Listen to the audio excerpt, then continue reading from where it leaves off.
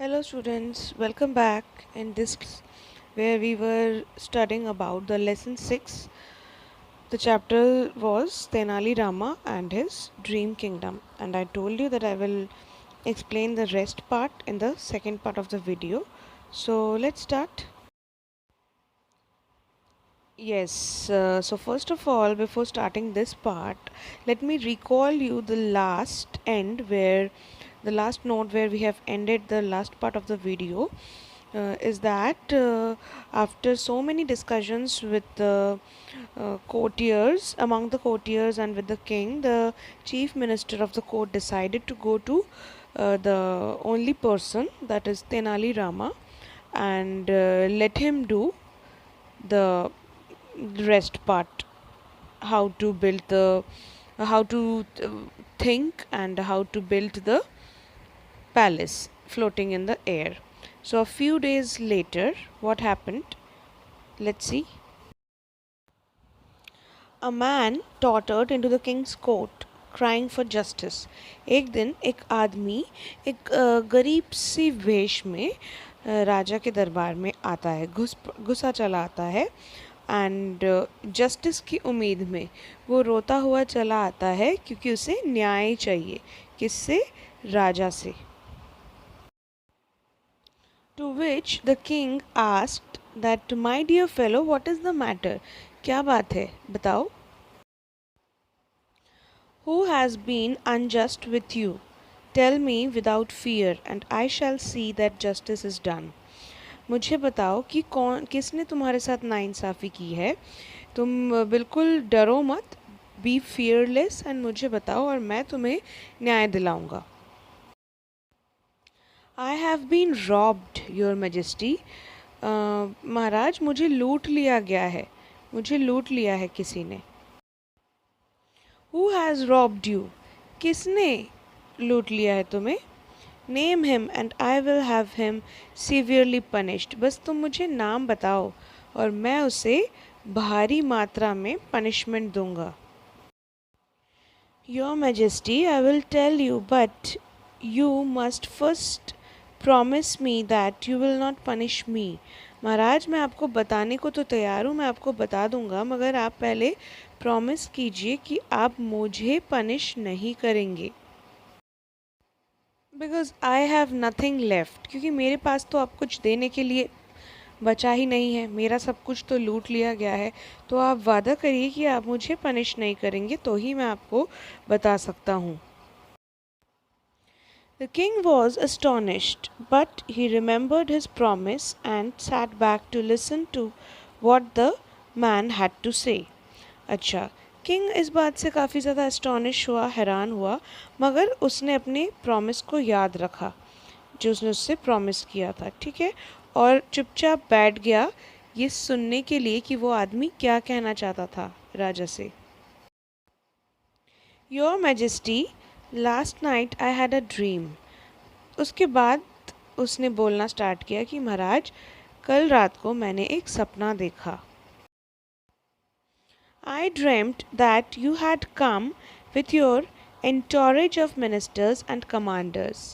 अब सपना देखा तो सपने में क्या देखा वो बताया उसने। मैंने ये देखा कि आप स्वयं, मतलब आप खुद महाराज, अपने सभी कमांडर्स और मिनिस्टर्स के साथ आए हो।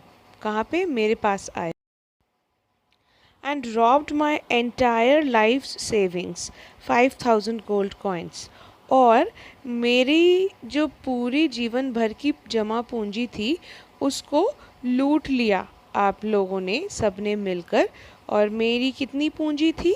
5,000 गोल्ड कॉइन्स, 5,000 सोने के सिक्के थे मेरे पास, जो लूट लिए गए आप और आपके कमांडर्स द्वारा।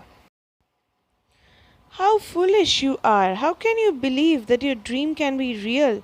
Dreams are not true. अच्छा, अब राजा इस बात का रिप्लाई देते हुए कहते हैं ये सुनने के बाद कि तुम कितने बेवकूफ़ हो। How foolish you are!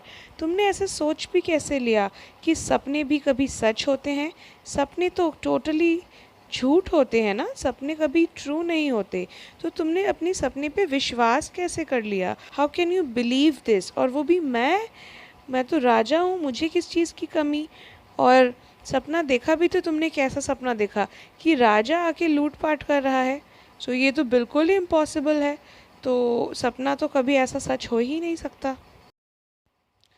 To which the clever wise man replied that if your majesty's dream of a palace hanging in the air can be made to come true, then why cannot my dream can be real? अच्छा, अब वो कहता है कि अगर महाराज आपका सपना, जो कि आपने जो सपना देखा था हवा में तैरता हुआ महल बनाने का, अगर आप उसको सच करने का प्रयास कर सकते हो और आपका सपना सच हो सकता है, तो फिर मेरा सपना भी तो सत्य हो सकता है। मेरा सपना फिर क्यों, आप फिर ये क्यों कह रहे हो कि सपने कभी सच नहीं होते, they are not at all real and they can't be true. यानी कि सपने तो सच हो सकते हैं ना, क्योंकि आप भी तो अपने सपने को लेके परेशान हो और आपने भी अपने कोर्टियर्स को ये कमांड दी है कि आपको वो महल चाहिए ही चाहिए, और वो ऐसा महल ज़रूर बन सकता है क्योंकि आपने सपने में देखा है। तो मेरा सपना क्यों नहीं सच हो सकता? But before the king could answer, the man torn off his false beard and hair. अच्छा, मगर उससे पहले, अब उसने तो ये सारी बातें बता दी कि ये आपका हो सकता है तो मेरा क्यों नहीं हो सकता सच। तो उसके बाद राजा कुछ बोल पाते उससे पहले ही यह आदमी क्या करता है, अपनी दाढ़ी मूछ जो उसने नकली लगा रखी थी और अपने नकली बाल उन्हें उतार लेता है और अपनी असली आइडेंटिफिकेशन दे देता है राजा के सामने। It was none other than Tenali Rama. Tenali bowed low before the amazed king. और फिर सभी के सामने उसकी आइडेंटिफिकेशन आ जाती है कि he was none other than Tenali Rama. और फिर वो क्या करता है, बो डाउन होके राजा को हुजूर के सामने नमस्ते करता है, मतलब अपना सर झुका के उनको रिस्पेक्ट देता है।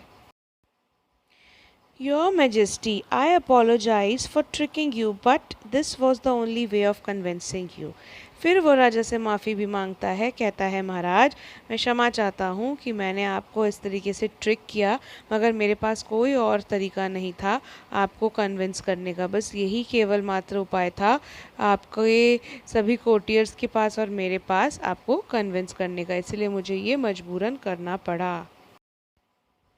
That you dream of building a palace floating in the air is impossible.